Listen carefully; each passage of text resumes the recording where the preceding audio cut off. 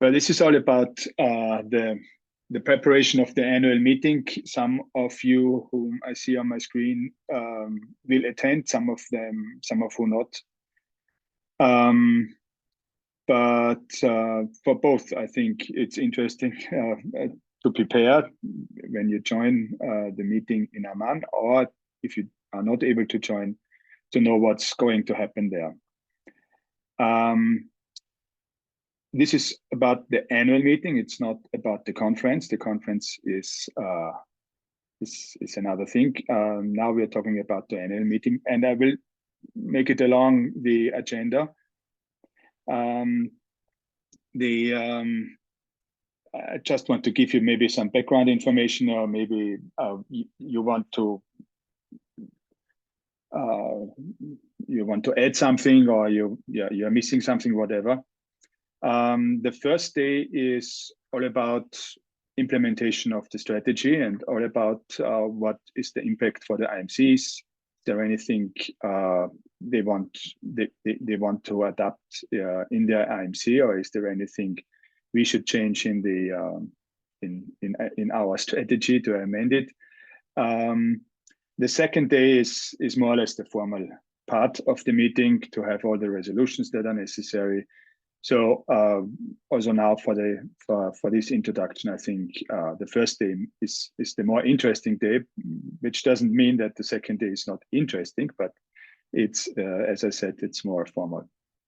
The first two items on the agenda, registration and opening, I think we can skip. It's nothing too surprising.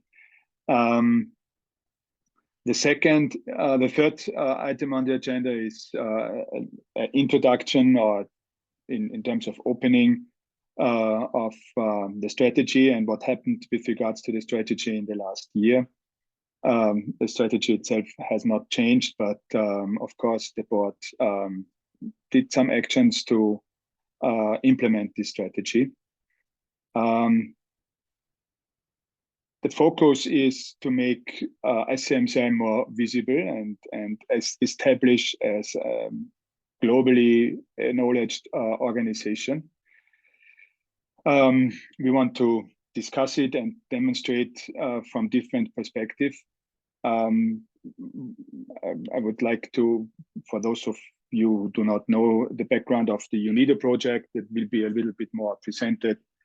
Our activities with regards to the new ISO committee that is going to have the first meeting in November, to foster the CMC designation, to be more open for other stakeholders in the profession, that is with regards to the new policy of the hubs and the communities.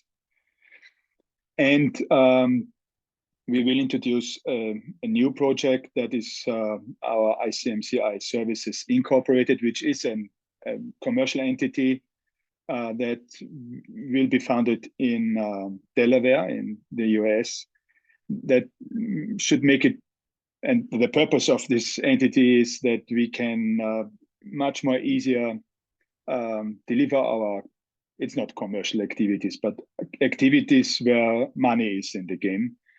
That might be some trainings, it might be the registration for a conference, for example, it might be many other activities.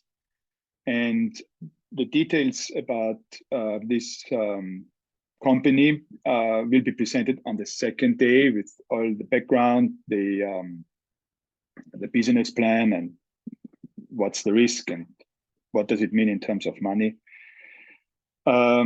But I think we should all know when we discuss further steps that there is an activity going on that we will hopefully establish very soon, this new Services Incorporated.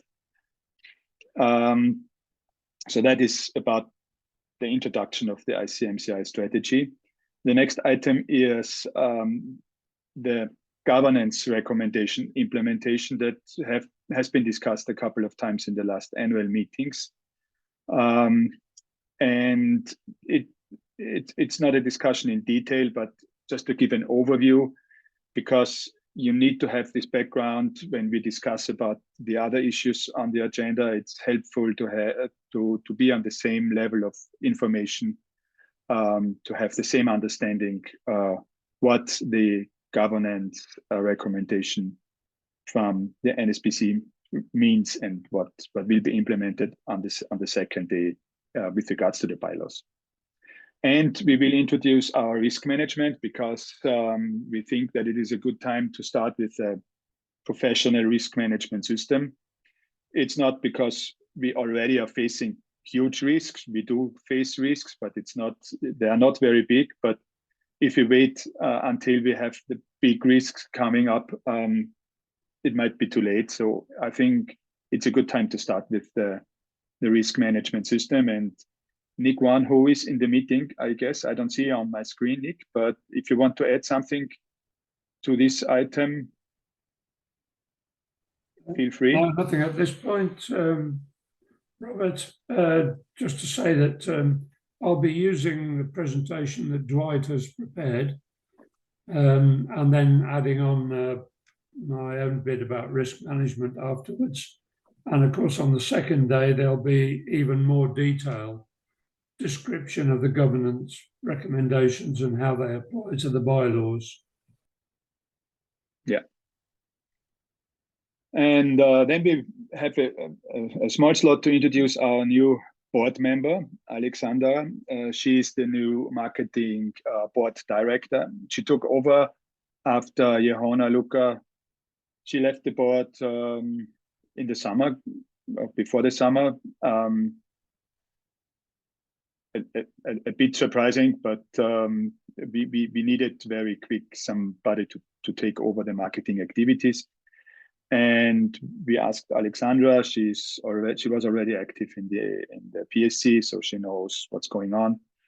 And she's taking over. She will not be elected now. The next election will take place next year. This year, this is an annual meeting without elections. And so she is by resolution from the board, she is the new board director, but the formal election will take place next year. And we want to introduce, well, not introduce, because many of you know the Future Leaders Initiative. The Future Leaders Initiative wants to be established as a formal community, which is now possible with the new community policy. And we already introduced the new hubs and community policy, but this is the first example. And I think it's worth to understand how are the things really working in practical life and what does it mean to apply for this community status.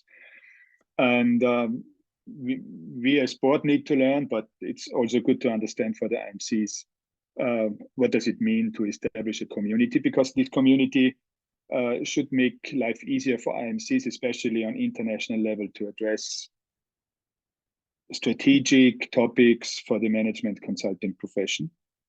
And this community should give some sort of an operational body for that. And as I mentioned,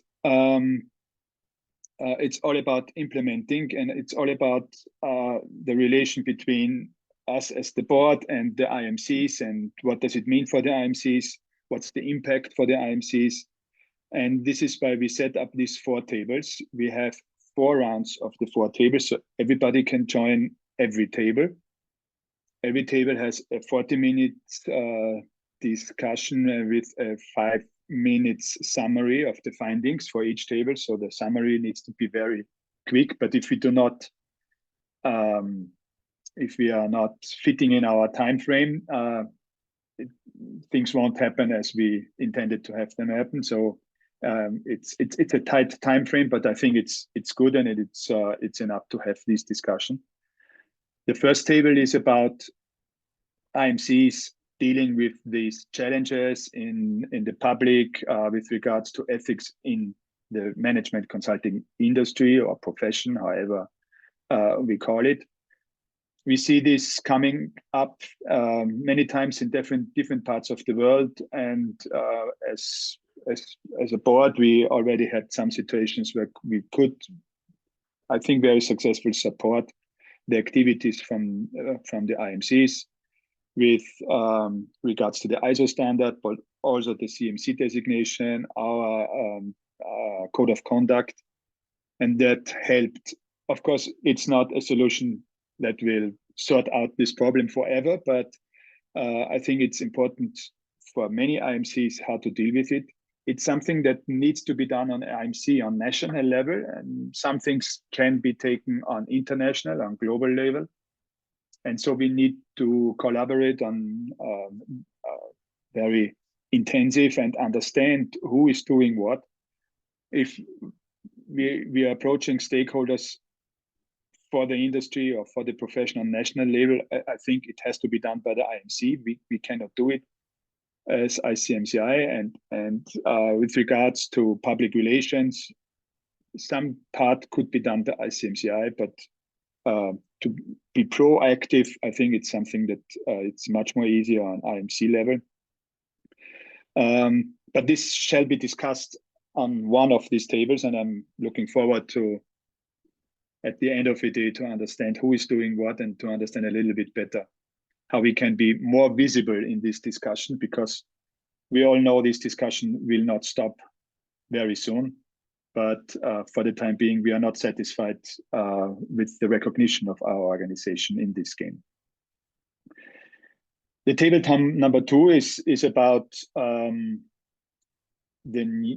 it's the new path to CMC, which is not very new, but to the path to the CMC. Let's say it that way. To discuss with the IMCs, what does it mean if we discuss about this intermediate level, and does it mean for the trainings? What does it mean for the certification schemes? And to understand better what's the impact for the IMCs, we start on the entry level, which is the ISO training, and the gold standard is the CMC designation, but there's something in between.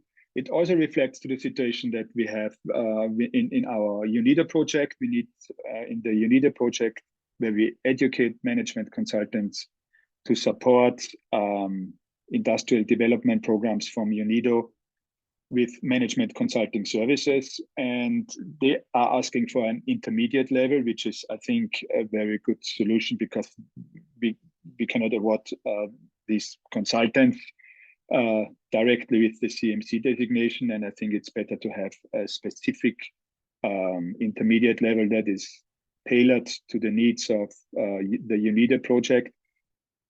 And the other background to this discussion is how to deal with the chartered consultant that is taking place in the UK, but also has an impact on the IMCs, at least in the Commonwealth.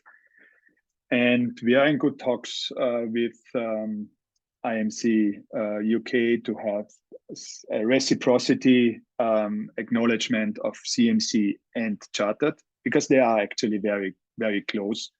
It's not that we can acknowledge or award the CMC designation to every chartered automatically. This is not what we want to do. There is something, and at least it's the term is it's the code of conduct of ICMCI. There might be a little bit more, we don't know yet. But now we agreed with the charter that we are looking for a resolution that at the end of the day might make it possible for a consultant to have both the CMC and the chartered, and they decide what they want to have. And so this discussion is an ongoing discussion, and it has an impact to this discussion about the path to CMC. This is why I'm mentioning it now. The third table is about how consultants can benefit from our international relations. Many management consultants want to have more international relations. Not every management consultant really wants to have the relations on a global level, but I think on hub level, that is something that is realistic, and it's something that really could give more benefit to the members of the IMCs, being a member in ICMCI. And with the new hub policy, we make it easier for the hubs to be more agile, to be more flexible, and to offer more activities with that regard, and to strengthen the hubs and tailored to the needs of the different regions, because Americas, Asia, and Europe, and Africa, of course, they have totally different needs, and there is not an overall policy for all hubs. So this is why we set up this new hub policy, and I think that's a very important initiative, together with the community initiative, to be more open and more visible to the public. And fourth, last but not least, membership growth and development. Our former membership committee has developed a plan and wants to discuss it with the IMCs. What can ICMCI, what can other IMCs do, that we do have more members as ICMCI, but also more members of our members. Both is important for us. And that's table number 4. We could have had 6 or 7 tables, but with regards to time resources, I think 4 is a good number. And if we discuss all these 4 topics, it will be sufficient for our action plannings. Is there anything you want to know? Is there anything somebody wants to add from our board, or just want to give the floor to anybody who wants to understand a little bit more? May I add one point, Robert? And it's the fact that everyone in the room would get to discuss each subject at their table, because the tables will rotate. So it's not like we're getting a group's input on one subject and not the rest. We have the different slots in order to make sure that all tables address all subjects. Yes, thank you. And in the morning session, there was a question: can the delegates or the persons in the room, can they choose which table? And we want to, we would like to have a good mixture of the tables, and this is why we will ask the people in the room to join specific tables, and not to have some closed shop discussions that are valid for a small group of IMCs. It should be open for everybody. Anything else to this? Robert, if I may just say something. Sure. This is Zaki, yeah. So I really thank you, very much for, these topics for these 4 tables. And I also appreciate that you have taken initiative with UNIDO and also other organizations. But, as a consultant from these third world countries over the last 26 years, and also with IMC Bangladesh for already more than 10 years, my feeling is, ICMCI, if can take some initiative to promote its, competency framework and code of conduct across the world. That means the government would like ratify a certain standard, and that standard is actually applicable across the sectors or organization. That will actually qualify or like testify. That could be a testimony for someone to become a management consultant. So that kind of initiative, if you can discuss also in the annual general meeting, and then the end result could be a convention, global convention in future, in next couple of years, where the government representative take part, and they also ratify kind of ILO standards. ILO has got many standards, as you know. So that is actually very important from our perspective. You are in the developed world. Management consultants are having a different business and market environment in the developed countries. But in the developing country, like Bangladesh, we are actually suffering with this acceptance, like why people will become member of IMC Bangladesh. What is the benefit? Like, is it a requirement to practice management consultant? For example, we have engineers, we have doctors, we have lawyers. They all have their, a very good legal position and acceptance when it comes to the question of practicing law or practicing, like medical treatment or practicing engineering. So Yeah. I don't know if I could explain my feeling. Thank you so much.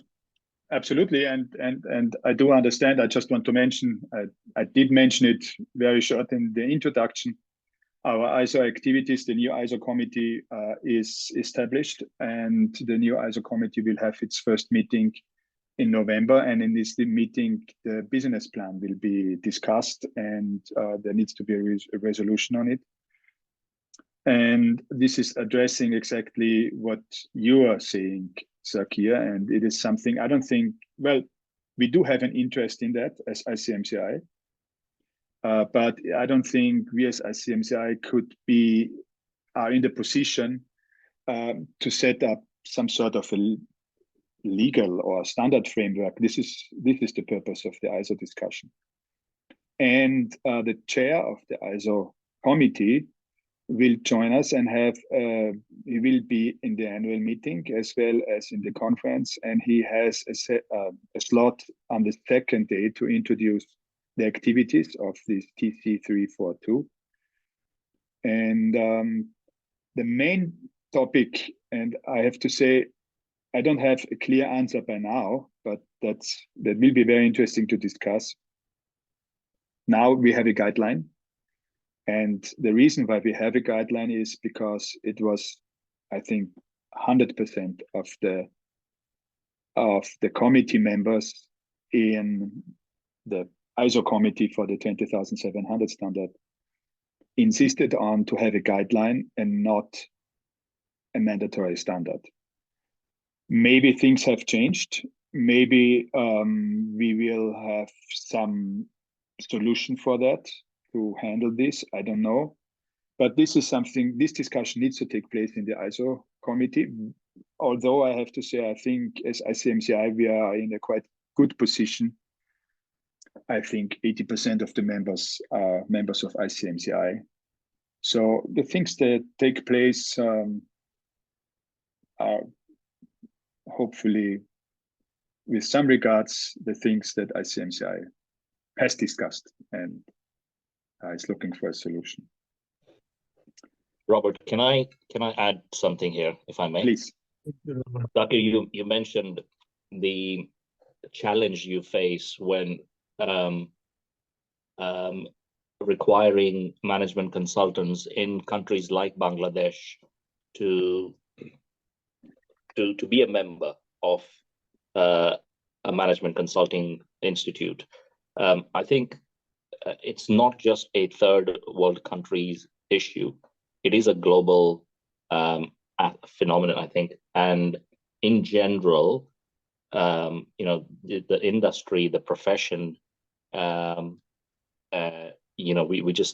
all just need to have that continuous vision of raising the profile of the profession and the industry globally. I'll give you an example. In the UK, now you said Bangladesh is a third world country, but I'm sitting here in the UK, and when I'm looking at chartered qualifications, chartered consultant is just a new thing. CMC, there are not many CMCs in the UK.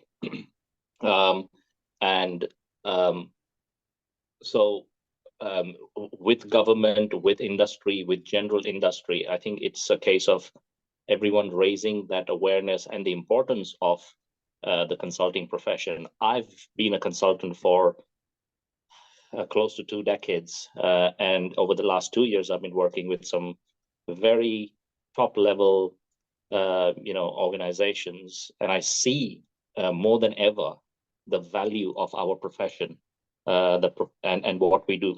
It is a game changer. It changes the course and direction of not only the business but the society, and so it is a broader subject. I don't think it is just specific to countries like Bangladesh. Absolutely, absolutely. And as you say, I think the value as a profession is better recognized than it has been recognized a couple of years ago. Yes. It's still not on the level where we want to have it. Yeah. And but as I mentioned, the UNIDO project is all about enabling management consultants to contribute to the society. They realize that if the management consulting services are not delivered as they should be delivered, the whole development program will fail. And this is why they want to spread it not only for Ghana, but they already agreed. And I think they are meeting now in Ethiopia in these days to introduce this as a strategic initiative from UNIDO for the African region for the time being. So that's a good indicator, but it's not the solution as it is. But Norma, please. Yeah. Thank you. Thank Just you very one much. pertinent observation. Oh, sorry. Sorry, are you hearing me? Yes, yes. Yes, okay. Thank you very much, Nick and Zakir. I really appreciate your contribution, as well as Danielle, because there is a similar issue that we are facing here in the Caribbean in terms of building the USP for the certification, getting people on board. And one of the things that is really critical is to get the agencies who are procuring the services of consultants to recognize the value of it. And that is why I'm very pleased with the UNIDO initiative, which of course we would hope is going to be able to move forward at different levels in different parts of the world. But in addition to that, we also are taking some initiatives with our regional bodies to get them to value the certification as a way of improving the consultancy capabilities and skills. So I think that these are some initiatives that we are taking at the national level, the regional level, and certainly that ICMCI has had its focus to be able to move forward in that at the international level. Yes. Just one pertinent issue. Like nowadays, I see a lot of supply chain management consultant. They are certified. Then project management consultant, they are certified. Like project management institutes, supply chain institutes. So of course, the management consulting is a very wide field. There are many segments. So my concern is like we need to have a certain competency framework, which is a global standard, and the national standard should also pursue that global standard. Then it will protect the client. On the other hand, it will also promote us, because if we have a certain standards, like CMC is the standard. So if somebody is CMC, that means he has certain competence, and that can assure and ensure the client that the client would be benefited by the services he delivers. Thank you. Thank you, Zakir. That's the purpose of the whole day one, to discuss that, and because those 4 tables, it's actually all about to make us more visible and to make us more public in our activities. And it's not one switch that needs to be switched on or off, making CMC mandatory for all management consultants in the world, and then everything is sorted out. There are many things that need to be in line with our activities and with our strategy. Rima wants to add something. Yes, I just need to kind of elaborate on the fact that ICMCI is 9 board directors and 2 executives. while the strategies are not put for only those to implement. The strategy that ICMCI puts on the table is ICMCI's, and that is all the IMCs. So whatever ICMCI is doing at an international level, each IMC should implement at a national level. If that is not implemented at a national level, then some are succeeding and some are not. So everything needs to be mirrored at a national level for all of us to be able to achieve the vision that we are aiming for. Thank you, Rima. I think that's a really brilliant. Yeah. Okay. As I said, that is four rounds for the 4 tables. So this is starting in the morning, and then after the coffee break in the afternoon, we will finish these 4 tables, and then we will have some updates from the Asia Pacific Hub and from the IMC Korea and the Euro Hub. So at the end of the day, when we have the welcome reception, I think there will be more than enough things to discuss in the welcome reception and at the bar, and to have some deep dives to some special topics. And yeah, that's day number 1.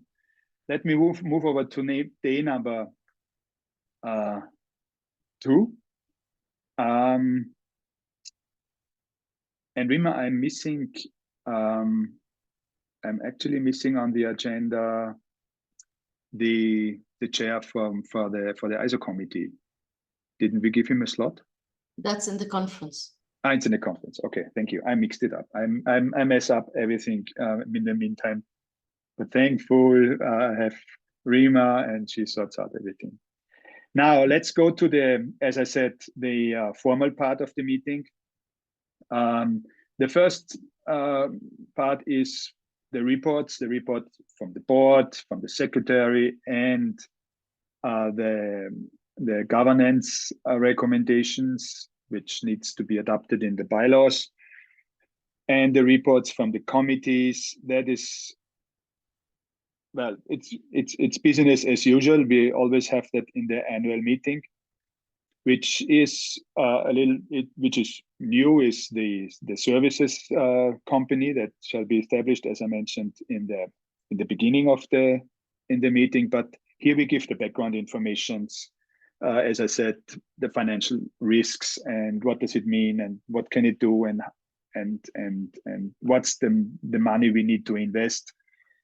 And I can say the risk is, it's not 0, but it's very, very low. So I think from that point of view, it should be a very quick discussion. I think it's more interesting, what can this company do for some IMCs who are not able to charge now, and how is it something that is we can provide for the IMCs. Nick has prepared a super presentation of all the governance related resolutions. It's I think it's 11 resolutions. Each of them is covering 2 or 3 or 4 different topics that needs to be changed in the bylaws. Most of them it's wording, it's more or less editing. Some of them is wording, but with a special message, like the renaming of the committees that are standing committees. They need to be renamed in our bylaws. And well, we will have I think it's not something where we need very deep discussions about that, but many things will change. And I think it's good to have the bylaws discussed. We will have a discussion. Do we want to have a resolution in a bunch for these 11 resolutions, or do we want to have a resolution by resolution voting for the governance recommendation? The acceptance of the board and the budgets and everything else, of course, this is a separate resolution, but for the recommendations from the governance committee, that it's many things, but many small things. In total, they give a little. It's as I said, many changes. And that's it for the first day. I think I covered everything that I wanted to cover for the second day. I'm sorry, for the second day. As I said, we will not have an election in this annual meeting. The next election will take place next year. And at the end of the day, we will announce the host for the 2024 annual meeting and conference. So everybody of you will be able to set the plans for the next year annual meeting, and yes, we will announce, and until then it's a secret. We will make it a little bit more thrilling. Do you have anything to add? Any information you want to have for this second day? Okay, let's go back to work, or whatever you are doing today. If there are no more questions, thank you very much for attending. And some of you I will see hopefully soon in it's next week. Sounds good. Thanks. Back to work. See you all later. Bye-bye, everyone, and see most of you soon. Bye. Looking Bye-bye. forward to seeing you all Very good. soon. Same Bye, here, everyone. Norma. Bye-bye. Bye-bye.